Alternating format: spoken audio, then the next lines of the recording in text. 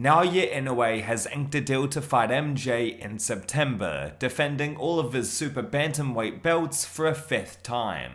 This is going to be a shorter video than usual, as I just wanted to take a moment to commend the consistency of Inoue's output and championship reign.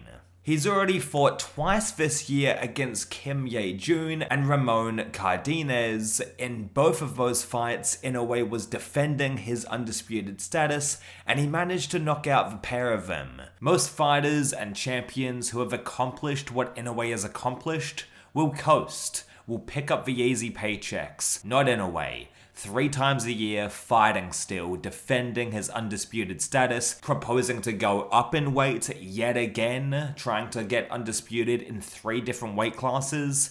It's unbelievable, man. Inoue is now going on to fight one of the supposed boogeymen in the 122-pound division in his 3rd title defense this year. The work ethic of Inoue blows my mind, and yes, I think Inoue stops MJ in the back half of the fights. MJ has already lost to Marlon Tapales, a man who Inoue knocked out cold, and since then, MJ has stopped less than great opposition, to be honest.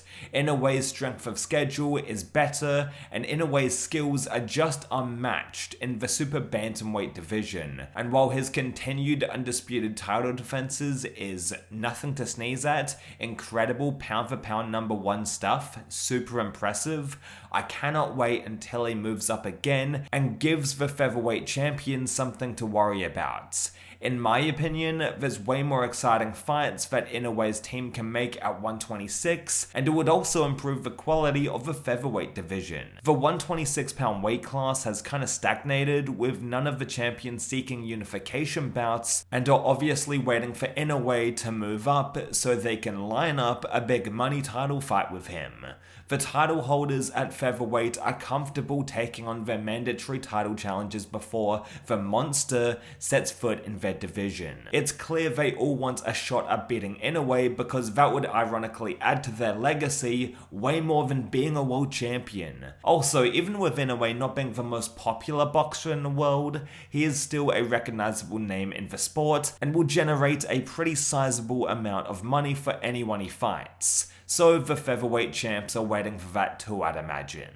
Inoue vs Nakatani is also a fight that has been floating around for a while. Although it would be a mega fight for the Japanese audience and it would no doubt be an entertaining contest, as most Inoue bouts are, it's the one I'm least interested in. Nick Bull vs Inoue, to me at least, is the more engaging bout to make after Inoue stops MJ. It would be Inoue stepping out of his comfort zone into a brand new weight. Nick is a very fun stylistic matchup for Inoue anyway, chasing after him with his looping overhand, and it would be fun to see how Inoue deals with that pressure. Inoue is basically a perfect fighter, but inside work is perhaps the one area that he prefers least. Not saying he's not a good inside fighter, it's just not one of his core strengths.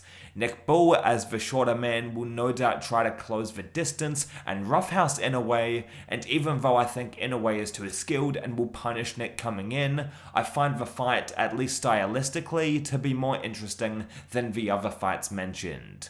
Regardless, let me know what you think about Inoue vs MJ. I think Inoue gets him out of there in 8 rounds, and I'll catch you down the road.